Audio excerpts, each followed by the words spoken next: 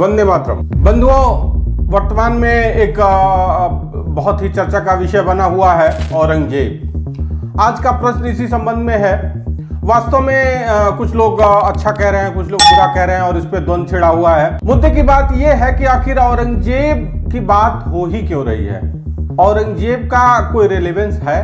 भाई एक आताताई, एक आक्रांता था, भारत में आया था और उसने यहाँ के लोगों को परेशान किया। वो मंगरू जो उस समय पीएमओ में चपरासी हुआ करते थे, उन्हीं की जिम्मेदारी है। उन्हीं के कारण ये औरंगजेब का रेलेवेंस अभी भी बना हुआ है। बहुत सारी सड़कें औरंगजेब के नाम पे हैं या बहुत सारी और चीजें जो औरंगजेब के नाम पे रखी गई हैं, वो सब मंगरू जी ने ही रखा था। और जो शिक्षा नीति थी, निर्धारण मंगरू जी ने ही किया था, जिसमें मुगलों को इतना बढ़ा चढ़ा कर दिखाया गया कि जैसे उनके सब उन्हीं का था। और जबकि वास्तविकता ये थी कि वो तो शाह आलम को भी दिल्ली का बादशाह कह के संबोधित किया जाता है पुस्तकों में, जबकि वास्तविकता ये थी शाह आलम के यहाँ काम करने वाले व्यक्ति के पुत्र ने, अब्दुल कादिर, उसने शाह आलम के सामने ही उसकी बच्ची की अस्मत लूटी और उसके बाद शाह आलम की दोनों आंखें निकाल ली गई। लेकिन इतिहासकार, जो सत्ता पोषित इतिहासकार उस समय के थे, उन्होंने उसको बादशाही, दिल्ली का बादशाह करके संबोधित किया।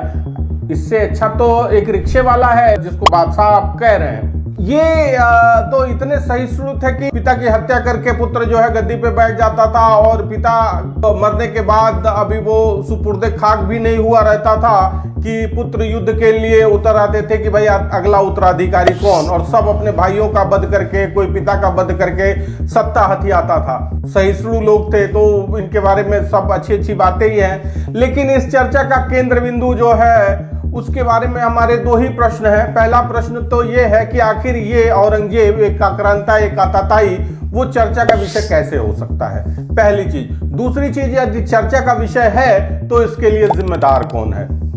और तीसरी एक और प्रश्न है कि भाई स्थापित व्यवस्था जो वर्तमान की है, वो इस भ्रम को तोड़ने का प्रयास क्यों नहीं कर रही है। क्योंकि बहुत सारी ऐसी चीजें हैं कि जो हमको बचपन से घोट घोट के ऐसे पिला दी गई हैं। इतिहास में मुगलों को ऐसे ग्लोरीफाई करके पढ़ाया गया है कि वो कितने शक्तिशाली थे और कितना बड़ा राज्य था और कितने निपुण, और भाई अकबर भी महान और महाराणा प्रताप भी महान, शिवाजी भी महान और औरंगजेब भी महान। ये तो बड़ा मुश्किल हो जाएगा।